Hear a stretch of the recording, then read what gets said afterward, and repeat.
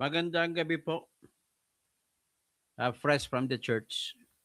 Pag-usapan po natin sa ngayon yung ito muna yung nagsampa daw ng counterclaim o pangkontrang demanda si Attorney Claire Castro, spokesman ni BBM, laban kay Congressman Leandro Legarda Leveste. Ito po ay pangkontra niya sa kasong sinampa naman ni Congressman Leandro Legarda Leveste. Matandaan po natin na nagsampa si Leandro Legarda Leveste laban kay Claire Castro dahil po sa isang kwento na siniwalat ni Attorney Claire Castro sa kanyang channel, sa kanyang live stream, na kung saan sinabi niya na si Leandro Legarda Leveste ay naglako o nagbenta ng kanyang prangkesa. At ang prangkesa, according to sa kwento ni Claire Castro, ay ito yung prangkesa na binigay kay Leandro Legarda Leveste noong 2019. Noong 2019 ay nag-apply si Leandro Legarda Leveste ng prangkesa sa pangalan ng Solar para sa Bayan Corporation. Tandaan yung pangalan, Solar para sa Bayan Corporation. Shout out kay Alabatin, kay Dennis Causing, kapatid ko. So ano yung Solar para sa Bayan Corporation? Itinayo po ito noong 2019 ni Leandro Legarda Leveste para po sa kanyang adikain na magbigay ng murang kuryente sa bawat maliliit na bayan sa buong Pilipinas. So para makumbinsi niya yung Kongreso, panahon na yon na si Duterte pang presidente, at senador din ang nanay niya na si Loren Legarda, ay nagpatayo muna si Leandro Legarda Leveste ng isang 2 megawatt na solar power plant doon sa sa Occidental Mindoro, sa Paluan, Occidental Mindoro. Pinakita niya doon kung gaano ang power, ang epekto at pagka-perpekto ng sistema na solar. Natuwa. Noong 2017, natuwa yung mga taga-Paluan, Occidental Mindoro. At libre nga kuryente, 24 hours a day. May kuryente sila. At syempre, introductory price pa lang ni Mr. Leveste yun, daki ng ginastos na yun. So, kung 2 megawatt, that is about, divide natin. 2 million watts yun. 2 million watts. Divided by, bawat isang panel ay 500 watts. So, ilang panels kaya ang binili niya? Yan. So, bumili si Legarda Leveste ng 4,000 panels na solar panel. At nilatag ito sa Paluan, Mindoro Occidental.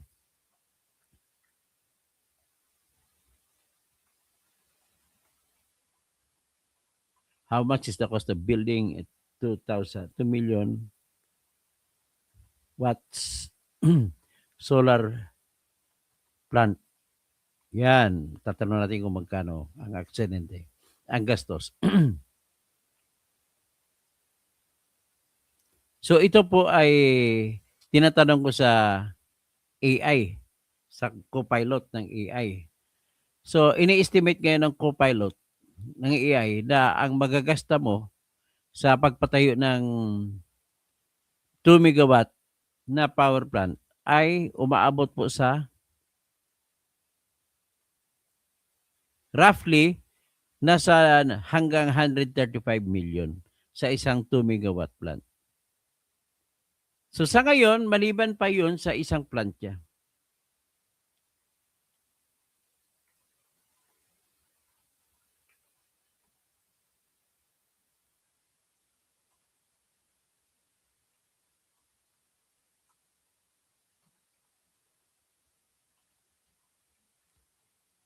Kino-compute ko lang ang 63 megawatt power na pinatayo niya.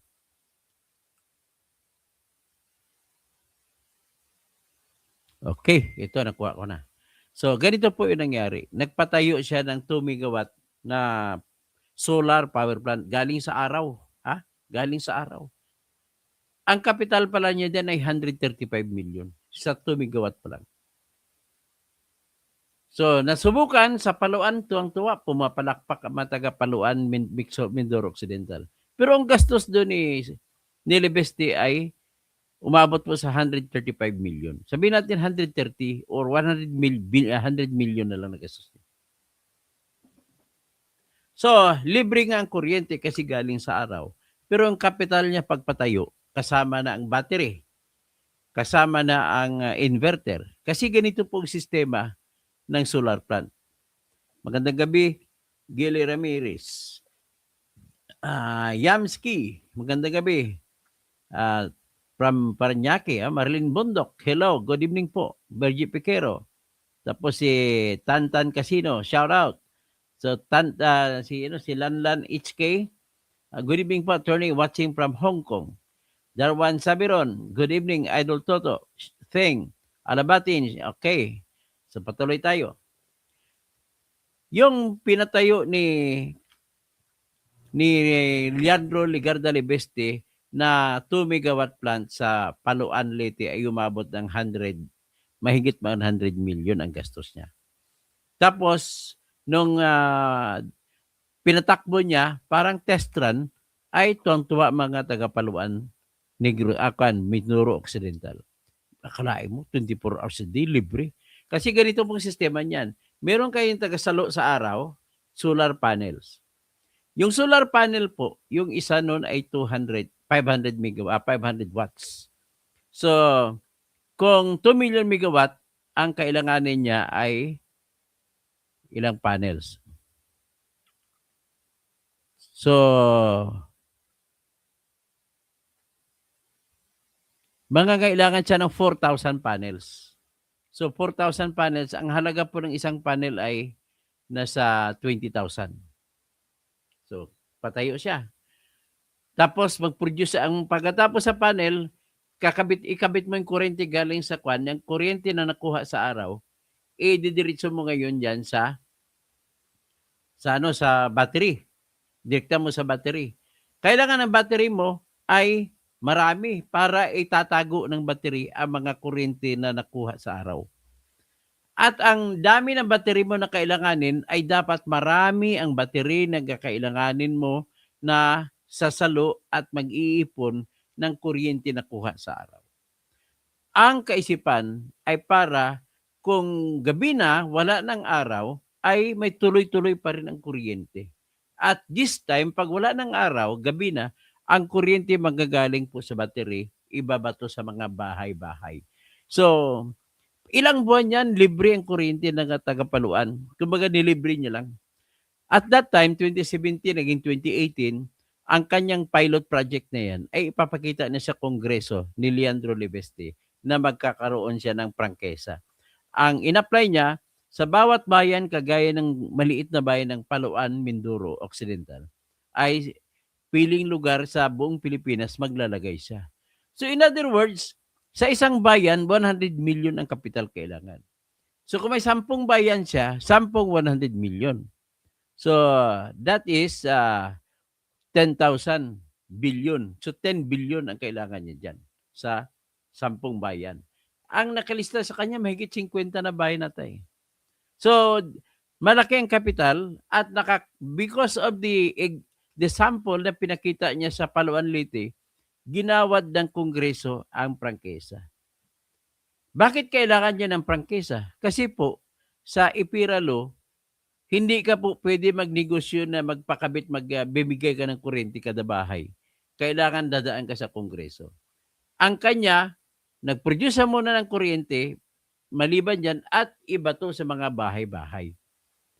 So this time, kasi bawal siya mag-distribute, libre muna ang kumakabit. At lo and behold, nabigyan siya ng prangkesa. Ang pangalan ng kanyang korporasyon ay solar para sa bayan. Magandang gabi, Dens Ramirez. Geoffrey, good evening. Bienvenido, Requetillo, Glenn Mac, magandang gabi. Tapos si I am Paulo Vicente.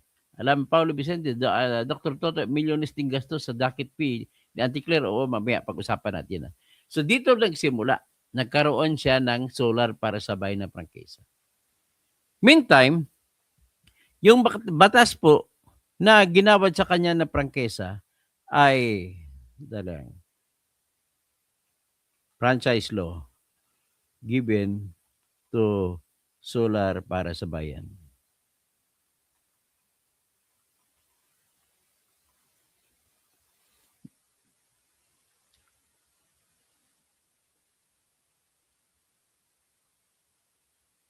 Okay, Republic Act 11357 na pinasa ng Kongreso noong July 31, 2019. So, binigyan siya ng solar para sa bayan na prangkisa. In other words, sa isang bayan, gagastos ka, sabi ko nga kanina, 100 million para magkaroon ng kuryente isang bayan.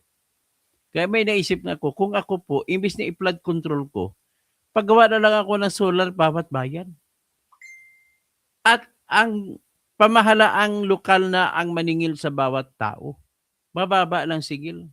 Ang kapital lang na 100 million babawiin. Pag mabawi na, libre na lahat ng kuryente. Ganon sana ang naisip ko. Pero anyway, punta tayo kay Libeste. So nakakuha siya ngayon ng prangkesa. July 31, 2019. Republic Act 11359. Yan po ang kanyang 11357. Yan po yung kanyang prangkesa. Meantime, nakalagay po sa batas na yan na kailangan ay inuutusan ang Department of Energy at saka Energy Regulatory Commission na magsagawa ng tinatawag na Implementing Rules and Regulation. Yung Implementing Rules and Regulation ay magdidetalye kung paano ipapatupad yung prangkesa. Meantime, hindi mapapatakbo ni Leandro Legarda Libeste ang kanyang prangkesa kasi wala pa yung tinatawag na Implementing Rules and Regulation at hindi pa ginawa ng Department of Energy at saka Energy Regulatory Commission. Kasi ang kakaibang sistema eh. Ang regular na sistema, ibang kumpanya nagpapatakbo ng pagbibigay ng kuryente kay Meralco, distribution kada bahay.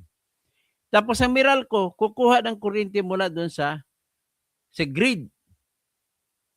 Tapos sa grid naman, ang grid kukuha naman ng kuryente sa mga power generators, independent power generators.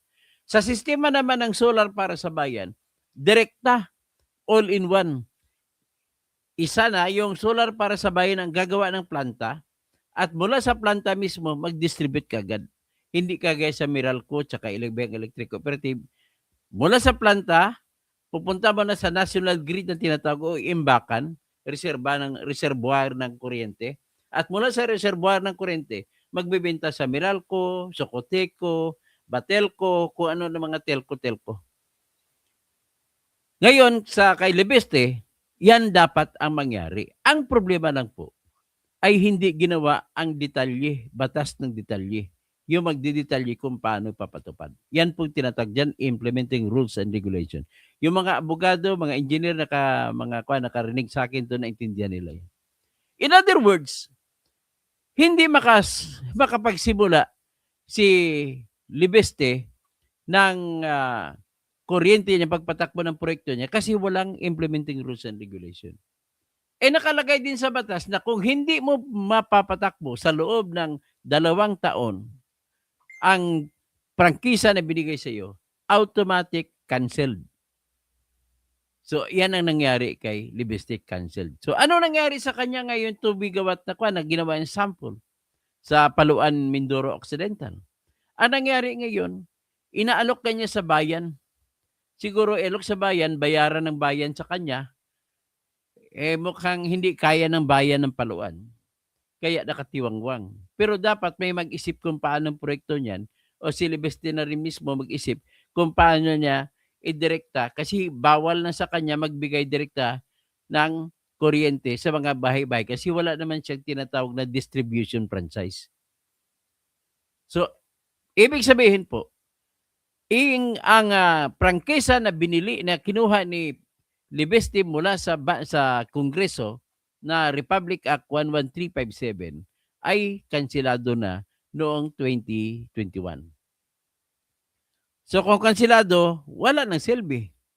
Nakatibang ba ngayon ang kapital niya ng 100 million sa pagpatayo ng 2 megawatt na planta dun sa Paluan, Mindoro, Occidental ay nakatibangwang na rin. So ano ngayon nangyari? Well, tumuloy-tuloy lang yun. Nabaliwala lang. Siguro may plano si Ligarda Libeste pero hindi natin alam kung anong plano niya. Meantime, pero bago yung Paluan, Mindoro, Occidental niya na proyekto, 2015, 2016, habang nag-aaral po siya sa Yale University sa Amerika, naisipan niya tumigil ng pag-aral, hindi pa siya gumraduate. Tumigil siya sa pag-aral ayon sa kanyang kwento na panahon na yun, 2016, sinamantala niya po na bumagsak ang presyo ng solar panels. Nang bumagsak ang presyo ng solar panels, umuwi siya ng Pilipinas. Pagdating sa Pilipinas, kinuha niya yung pinamana sa kanya ng kanyang tatay na si Antonio Liveste na dating gobernador ng Batangas. Kinuha niya yung 160 hectares doon sa Calatagan, Batangas. At binigyan siya ng tatay niya ng 300 million pesos. Siguro malaking tiwala ng tatay niya kay Leandro, kay Junior. Tapos, nang binigyan niya ng 300 million, ang ginawa naman ni Libeste, marami siya naging kaibigan, pinagtipon-tipon ng pera nila. Kasi, ang ginawa niya, nagtayo siya ng 63 megawatt na planta sa Calatagan, Batangas. Biro mo, sa 2 megawatt, ang gastos na kailangan mo ay 100 million. So, kung 60 megawatt na lang, ibig sabihin po, 30 na 100. So that is 3 billion pesos. Ang total ng kabuang gastos. Ngayon, hindi siya masyadong gumastos sa lupa kasi lupa niya yun. Sa madalit sabi, 2016 na itayo niya yung sa Calatagan na 60, actually 63 ang capacity hanggang 80 megawatt na solar power plant. At yung kuryente na nakuha niya, na nabuo niya, na nasalo niya sa araw doon sa Calatagan, Batangas, ay binabato niya ngayon sa National Grid Corporation. Yung National Grid Corporation, yan po yung reserva, yung parang tangke ng lahat ng kuryente na dyan kukuha ang Meralco, dyan kukuha ang Batelco, dyan kukuha lahat ng Pampelco, yung Pampanga Electric Cooperative, lahat ng Pangasinan Electric Cooperative, dyan din kukuha. So, ganun ang binato niya. Pagkatapos, ang nagko-control, pag binato na dyan, babayaran siya kada kilowatt hour. So, ang binabayad sa kanya sa per kilowatt hour ay 8 pesos and 89 centavos per watts, kada watts. So, ngayon, kung kumpitin natin, magkano kinikita estimate lang, magkano kinikita ni Leandro Ligarda Libeste? 8.89 pesos per kilowatt hour. So, ang 60, sabihin na 60 ang generating capacity. So, 60 megawatt. So, that is 60 million watts. So, times 60 million.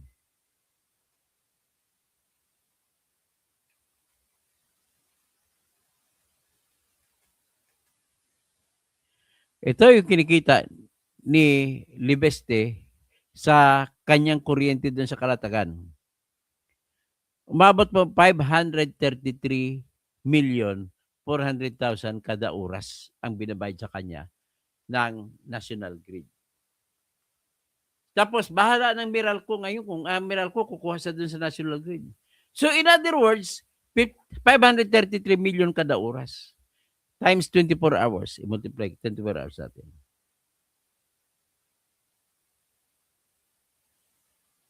$533,500,000 400,000 times 24 hours times 30 days sa 1 year times 12. O sa isang taon, ang kinikita ni Libeste, okay, ito na kinikita niya. 4 trillion 608 billion 576 million ang kinikita ni Ligarda Libeste gross. Yung bayad sa kanya ng National Grid. Pero ibawas na dyan yung gastos niya sa pagpatakbo ng kanyang planta. Siyempre maraming tao ang ilalagay niya para mabantayan, baka susuwagin ng kalabaw mga power plant, mga power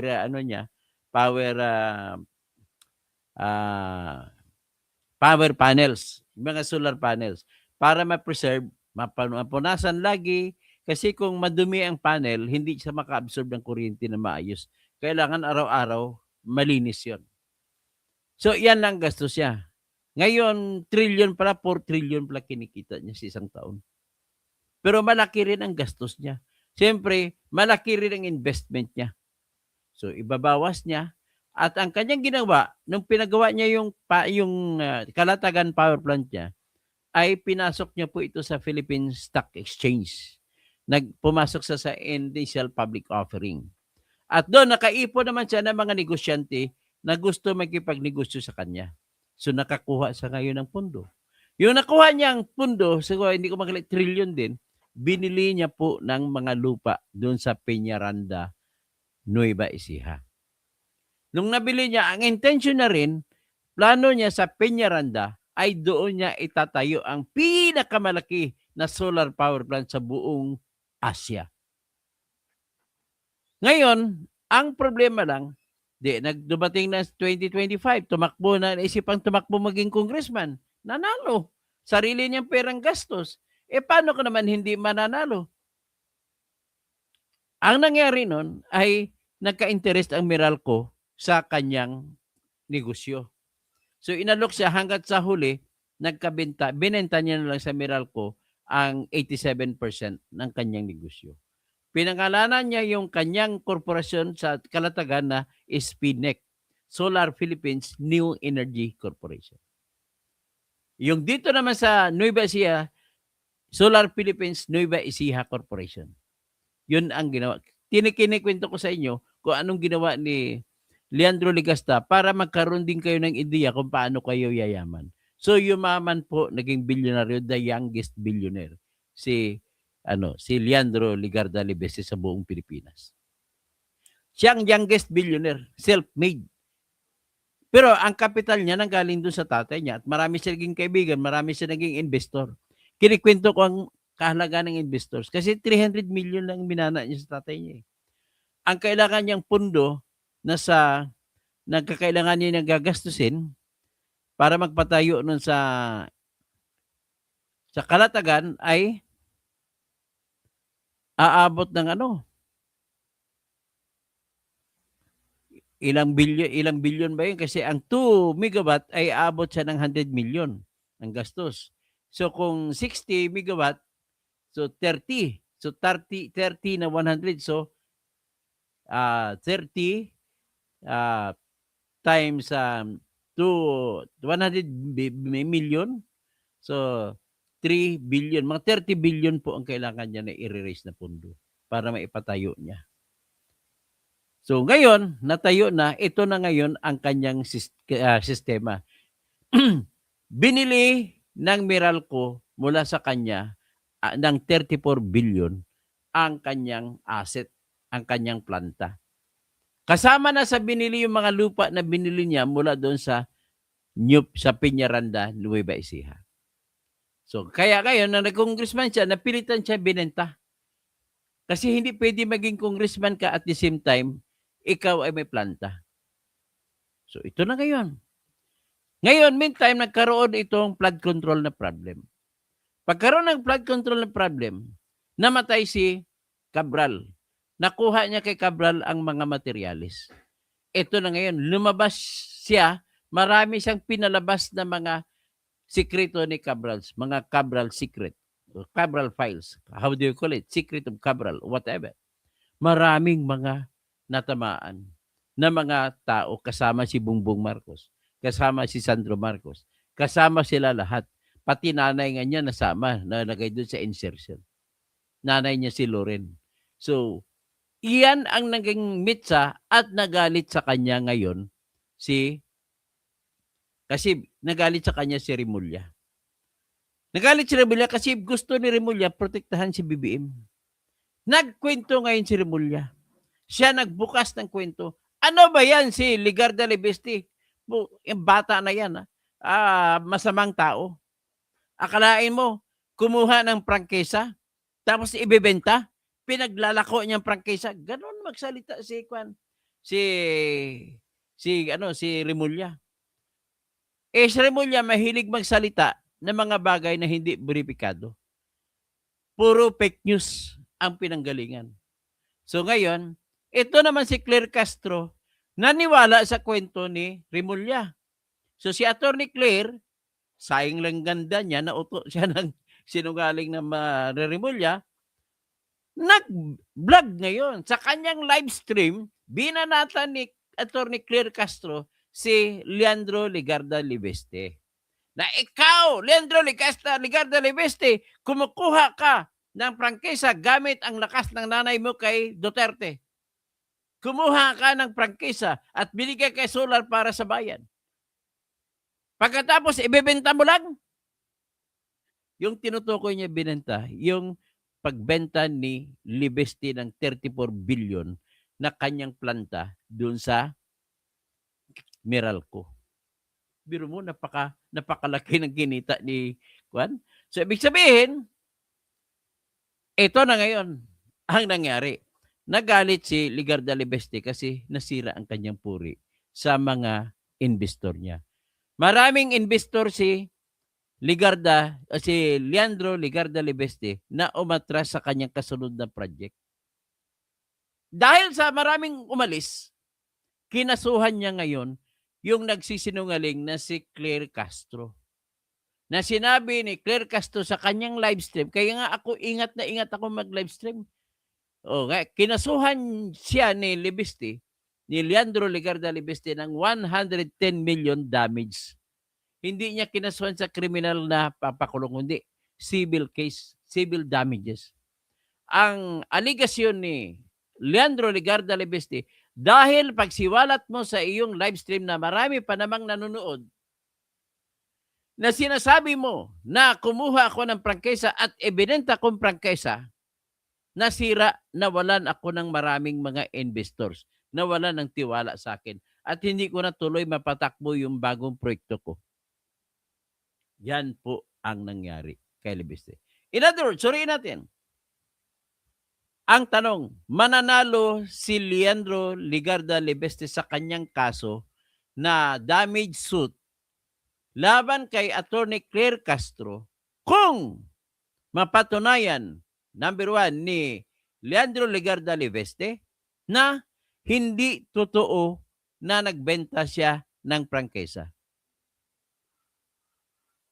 Yan. At kung mapatunayan niya rin na dahil doon sa pagsisiwalat ni Attorney Claire Castro sa kanyang live stream na hindi totoong pangyayari. Totoo ba kaya na nawalan siya ng investors? Mapapatunayan niya naman siguro na Ibig sabihin, sa issue kung nagsinungaling si Claire Castro, napatunayan na ngayon ni Libeste na nagsisinungaling si Claire Castro. Ang problema na lang is mapatunayan ba ni Leandro Ligarda Libeste yung rason bakit siya bigyan ng 110 million pesos?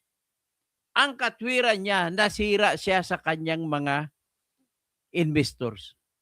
Yan, questions of fact yan.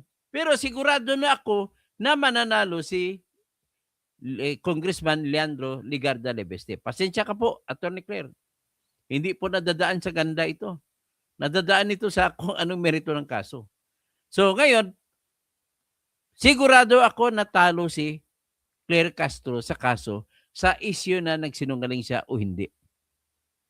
So ngayon, ang problema na lang ni Ligarda Libeste ay kung mapatunayan niya kung bakit ganun ba kalaki ang dapat ibibigay sa kanya ng korte at iuutos kay Claire Castro na babayaran? Sigurado ako na mananalo siya sa issue na nagsisinungaling ba si Claire Castro. Ito naman ang sagot naman ni Atty. Claire Castro. Base ko lang ito sa mga news report kasi hindi ko naman nabasa ang kanilang mga reklamo. Base lang ito sa kanilang nilabas na mga balita. Ang ginawa naman ni Atty. Claire Castro, which is ginagawa namin usually, kahit ako nung ako'y abogado pa, laki kong ginagawa yan, ay nagsampa ng counterclaim si Atty. Claire Castro. Ang kanyang counterclaim ay pinagbabayad niya si Leandro Legarda Liveste ng 500 million sa katwiran na hindi naman totoo yung reklamo ni Legarda. So, ibig sabihin, gusto palabasin ni Atty. Claire Castro na hindi po ako ang nagsisinungaling, kundi si Legarda Liveste ang nagsisinungaling. At dahil nasira rin ang aking puri, bayaran niya ako dapat ng 500 million pesos. Yan ang issue ngayon. So, ngayon, ang judgment call ko rito, pasensya na, Atty. Claire, matatalo po si Atty. Claire Castro. Kasi unang-una, mapapatunayan na hindi totoo ang sabi ni Claire Castro na nagbenta si Leandro Legarda Liveste ng prangkesa, which is hindi totoo. Kung hindi, ang ibinenta niya, yung hiwalay niya na korporasyon na ang pangalan ay SPNEC, Solar Power New Energy Corporation. Yun ang binenta niya sa Meralco, which is binili ng Meralco ng 34 billion pesos na tumataginting. At magpapatayo pa sila ng Meralco ng bagong pinakamalaking power plant na solar power plant sa buong Asia. At doon ipatayo sa Peñaranda, Nueva Ecija. So ito ngayon. So ibig sabihin, talagang walang lusot si Atty. Claire Castro dito na nagsinungaling talaga siya. So ano ang pwede niyang depensa? Hindi ko nabasa ang kanyang papel, pero alanisahin natin kung anong pwede niyang depensa. So, ang depensa na gamit niya dito is, actually sinabi niya rin ito na kung bakit niya ni live stream ganun ay binasi niya ito sa salita ni Boying Rimulya. So, ibig sabihin, wala siyang ginawang kasalanan kasi si Boying Rimulya naman nagsabi nun. Okay? So, yan ang sinabi niya. Next, na rason niya, at si Boying Rimulya ay ombudsman naman, imposible naman hindi niya paniniwalaan kasi ombudsman naman yun. So, ngayon, yan ang pangalawang depensa niya. Number 3, na pwede niyang gawing depensa, it was only a result of carelessness. Kung carelessness, ang problema lang, baka umabot na sa degree ng tinatawag reckless, disregard of the falsity of the defamatory imputation. So there is that reckless disregard of the falsity or truth of the claim na binenta nga ni Legarda Liveste ang kanyang solar para sa bayan.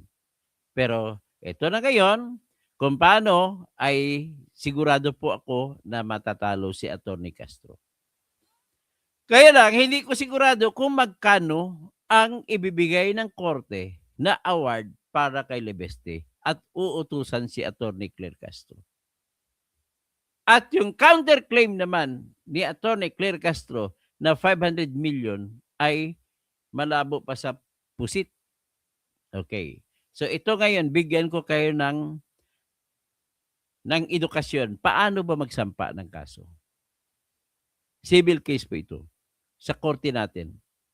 Magsampa ng kaso po ay magbabayad po kayo ng tinatawag na filing fee. Hindi lahat po na sampa nyo kaso itatanggapin ng korte. Kailangan magbayad ka sa korte. Kay Legarda Liveste, ang kanyang hiningi ay 110 million na danyos. So magkano kaya ang binayad ni Leandro Legarda Liveste sa 110 million na damage suit niya? At knowing ang average nababayaran mo sa kada 1 million, magbabayad ka is sabihin mo na nasa 15,000 pesos. So, ilan ang binayad kaya ni Libeste? Ang binayad ni Ligarda Libeste na filing fee sa Balayan Regional Trial Court ay 1,650,000 pesos. 1,650,000 pesos. Yan po ang binayad ni Leandro Ligarda Libeste sa Regional Trial Court ng Balayan, Batangas. So, okay? So, yun lang po, kinikwento ko lang sa inyo. At imposible, sa aking impression sa mga balita na lumalabas, imposible na mananalo si Claire Castro. Ngayon, magtatanong naman tayo, kay Claire Castro, magkano kaya binayad niya na filing fee? At knowing 15,000 po ang sinisingil ng RTC o ng MTC sa bawat milyon na hiningi mo na pabayad ka.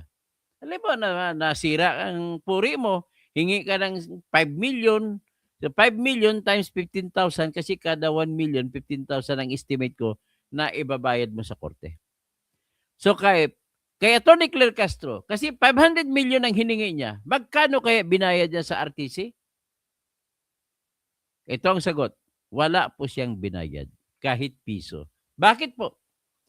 Kapag counterclaim, na direkta sa counterclaim sa claim laban sa iyo, nabayaran na ng kalaban mo ang filing fee. Nabayaran na ni Libeste ang 110 million.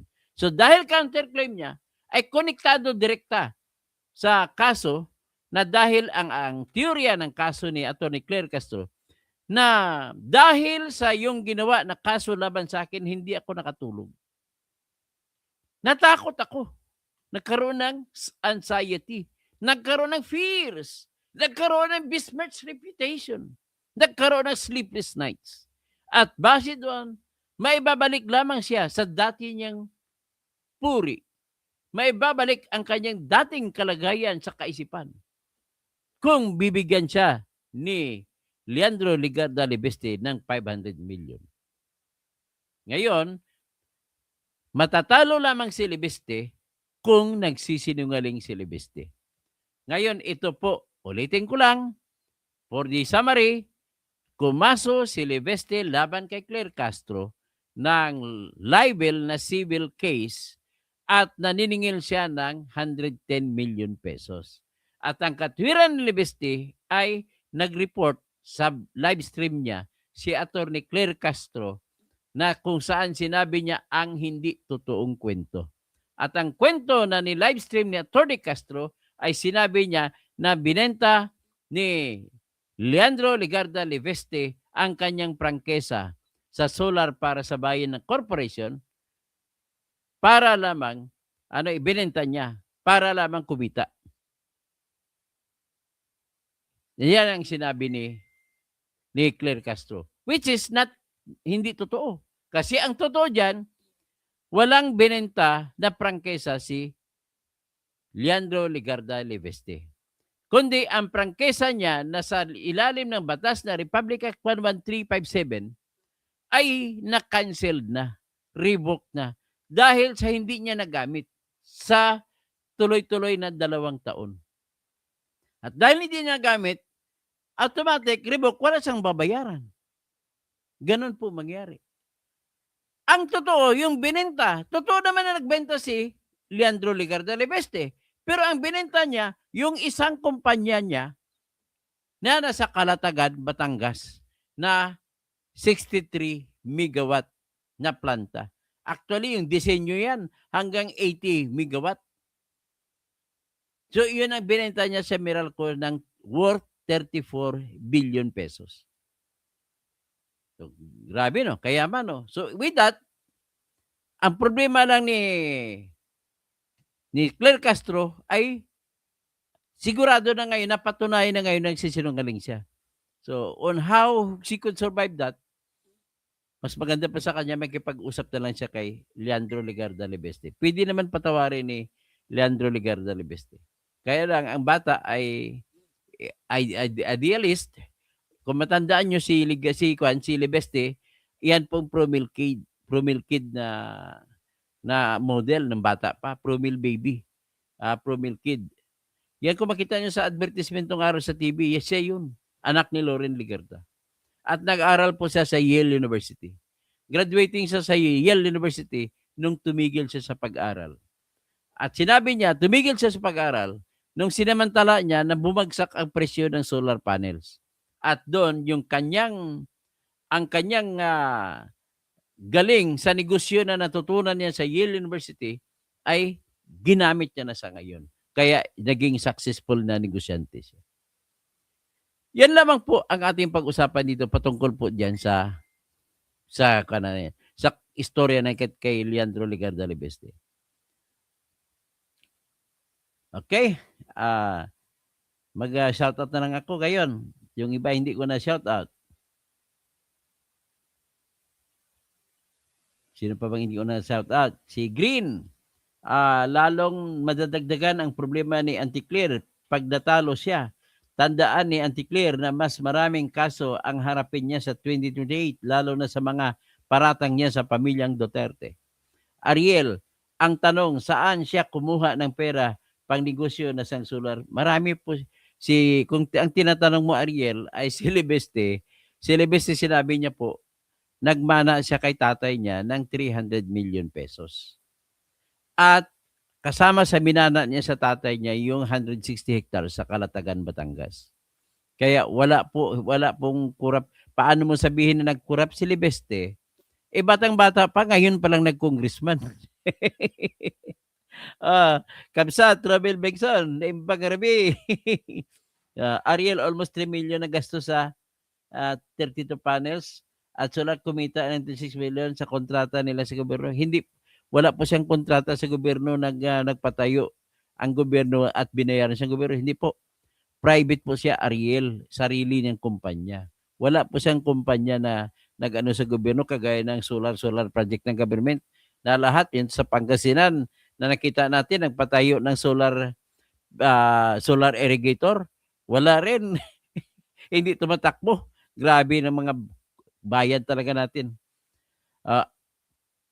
Ariel, encourage kita. Mas maganda siguro kasi marami kang binabanggit na may kurap. May gasto sa 32 panel set ng solar, kumikita ng 26 million. Saan po yan ang kwento mo po? Pwede ba bigyan mo ako dokumento para isabalat natin dito? Panahon pa yan ni Tatay Duterte. Hindi po. Masyado ka lang po bias. Walang kinalaman si Duterte kay Ligarda. Bing Lanceta, good evening, Attorney Toto. Edgar Nacion. Galing, wala po ad program pan sa panahon ni Duterte po. Buksan mo po yung record. Nauso lang ang program pan sa panahon ni Bongbong Marcos lang. Darlene Narvino, good evening po sa lahat na Duterte supporters. Mga Duterte tayo ha, Sara Duterte. 1 kilowatt hour po is 1,000 watts. Tama po kayo. Patawad Diliman. Michael Pinarok. Patawa ka kalbo. Bakit mo kung sabi patawa kalbo? Nick Elman, kudos to you, Attorney Toto. Sana para maunawaan ng mamamayang Pilipino kung bakit hindi na mapigilan ang pagtaas ng presyo ng langis, i-discuss mo ang IMF, World Bank policies kung saan inumpisang ipatupad ng dilawan na gobyernong Cory Aquino para sa mga higanting kita ng mga oligarko. Okay, pag-aralan ko po yan, sir. Ay Angel Joe Obag Chavez. Broskis, napakalaki ang ginagawa ng solar farm diyan sa Piñaranda, Nueva Ecija na ang kwan po kung sa Piñaranda, Nueva Ecija po ang may-ari ngayon diyan ay Meralco Gen ang may-ari na ngayon. Siguro kung totoo China Energy, ang kinontrata nila China Energy, pero private corporation na po siya. Okay? So tapos Chinese Longko, Asyongko, watching from Ontario, Canada. Good evening po, Dr. Tirador. Jojo, nasobrahan kasi sa bungangera si Auntie Claire. Sa Perfect Complex, only 1% lang na comply ni Leandro. Wala po yun. Iba po sa solar sa panel, sana yan. Hindi niya tinuloy Perfect Complex kasi nga hindi naman siya binigyan ng rules and regulation. Okay? Teodolfo Velasco, ayabot sa imo way pulos. Ikaw way pulos kasi hindi mo naintindihan ang tinatakpang diskusyon.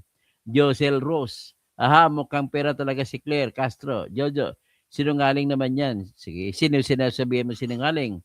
Mahilig sabihin, hindi po ako sinungaling. Totoo po yan ang sa akin. Palengkira style ni Auntie Claire. So, per dapat na-dispatch si Claire.